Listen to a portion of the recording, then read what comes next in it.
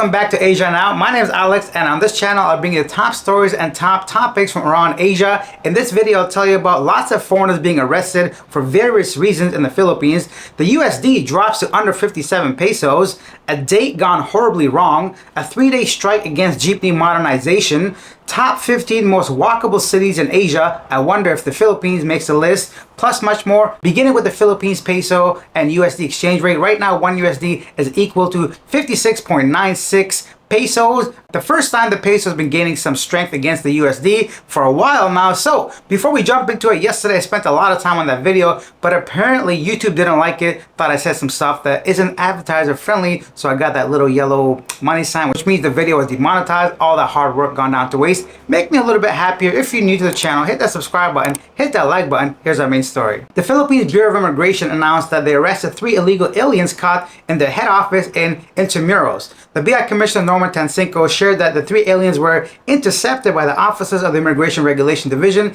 in 3 separate occasions after reporting to the NBI their new passports. Immigration policy requires foreign nationals to report new passports and travel documents to transfer their latest entry and visas from their old passport to a new passport. On August 2nd, officers arrested a Chinese man identified as Song Tianchen, 25, after he was found to be a wanted fugitive facing a case for contractual fraud in China. A deportation case was filed against him earlier this year after Chinese authorities informed the BI about his pending case in China. Meanwhile, officers also intercepted on August 6th a Taiwanese man identified as Tu In Cheng, 51, after he was found to be subject of a summary deportation order that the BI's Board of Commissioners issued in 2020. Tu was tagged as a fugitive in his country for fraud, which prompted the BI to file an undesirability against him. The following day, a Chinese woman was also arrested after being found to be a fugitive. Dong Guolin, 39, is a fugitive from China who is wanted for fraud. Subject is a matter of company that has allegedly developed an application used for defrauding over 1.5 million yuan from its victims. All 3 aliens will remain in the BI's holding facility pending deportation. All of them are scammers and fraudulent. You'd think they would know a little bit more before going to the BI office. It's kind of weird to me, right? Why even bother registering a new passport if you're a criminal? At that point, you might as well be on the run because you're just going to get deported and sent back. I'm not telling you how to commit crimes. I'm just saying it don't make no sense to me. Staying on the topic of bad foreigners, 29 arrested, including 4 national and Cavite scam operation. Manila, Philippines, the National Bureau of Investigation has apprehended 29 individuals in Cavite who were working in a scam hub operated by foreign nationals. Before I continue, I don't think I've heard the name of the city or town said before. Please let me know if I'm saying it right. Is it Cavite or Cavite?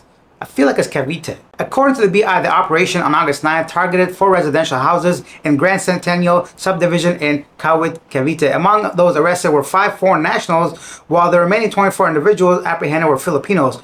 During the execution of the search warrants, several suspects were caught operating electronic devices such as desktops, computers, laptops, and cell phones loaded with scam scripts designed to deceive victims into revealing sensitive information or investing money. NBI Director Jamie Santiago reported that the seized computers and other devices were being used for various global scamming activities, including romance scam, investment scams, crypto scams, and impersonation scams. Long story short, 29 people, including 5 foreigners, were arrested for basically trying to commit crimes of fraud, different ways, using electronic devices, communication, love scams. Staying in the Philippines, Piston joins 3-day transport strike. Transport group Piston on Monday announced that they will join the 3-day nationwide transport strike to protest against the implementation of the Public Utility Vehicle Modernization Program. The president of the group said, I quote, "There are different types of protests, marches, caravans, and strikes on routes. The transport strike will be staged on August 14th until August 16th. Looks like these groups are not giving up, these drivers that don't want to modernize,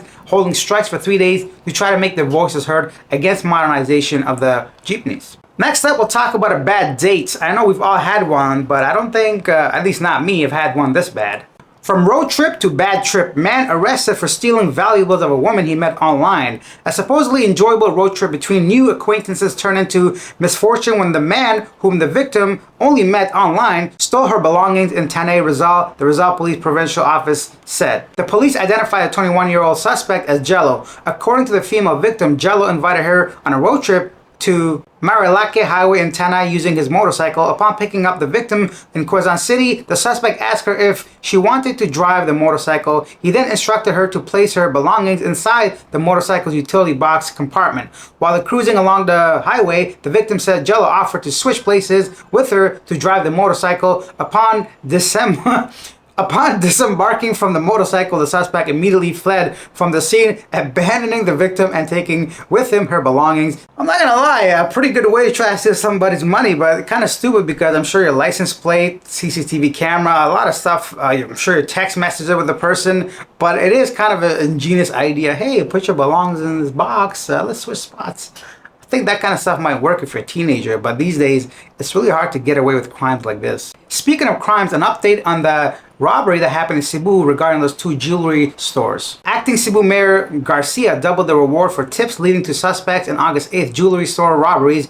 Also, the authorities released on Tuesday a photo of the vehicle apparently linked to the robberies. The vehicle's silver or gray Mitsubishi Adventure with the plate number DAB 5200. Authorities said the suspect might have changed the vehicle's license plate or altered its appearance. They advise any unusual activities or requests at repair shops or similar establishments should be closely monitored. Anyone with the information should contact Cebu authorities. I thought they used 3 motorcycles, but I guess maybe they switched the vehicles halfway through. Plus, I mean, I am very sure, actually not very sure, but they should have changed that license plate if they know what they're doing. In some interesting news, top 15 most walkable cities in Asia. Here's the 15 list. I don't want to brag, but I've been to 11 out of the 15 of these cities, and I really dispute the claim here, most walkable cities.